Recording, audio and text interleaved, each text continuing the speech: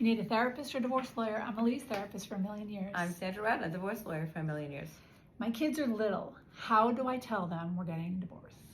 This is such an important question because people don't know what they should tell the children and when they should tell the children. So I think that it's really important, and I always advise my clients that you should wait till you're actually going to be separating households before you tell small children. And in the meantime, you should just really try to keep everything the same for them. They're too little to understand what's going on. Try not to fight in front of them. Try to keep the fights away from them. And when you do tell them, you should either tell them together if you can, because sometimes it's an abusive situation and you can't. And if you don't tell them together, you should try to both tell them the same thing. And what you tell them is that mommy and daddy both love you, that even though we're going to be living in separate places, we're always going to be there for you no matter what, and you're going to have a relationship with both of us, and you're going to see both of us, and that's all they need to know. And it has nothing to do with you. It's not your fault.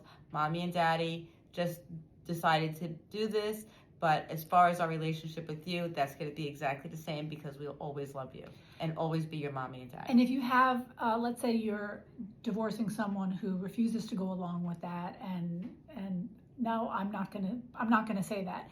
Do you just stay with that script regardless of what your estranged spouse plans to do? I mean, you should stick to your script. However, if your ex or soon-to-be ex is saying things that are disparaging against you or things that aren't true, you do have to correct it.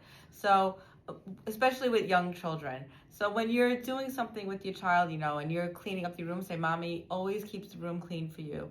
Mommy always gives you nutritious food when you're feeding them. Like little things like that. So if daddy tries to say, mommy's a slob, she's like, no, mommy always cleans up. And those little things make a difference to just keep, so you're not bad-mouthing the other parent, but you're saying the things that you're doing with them so that the other parent has a harder time changing the narrative.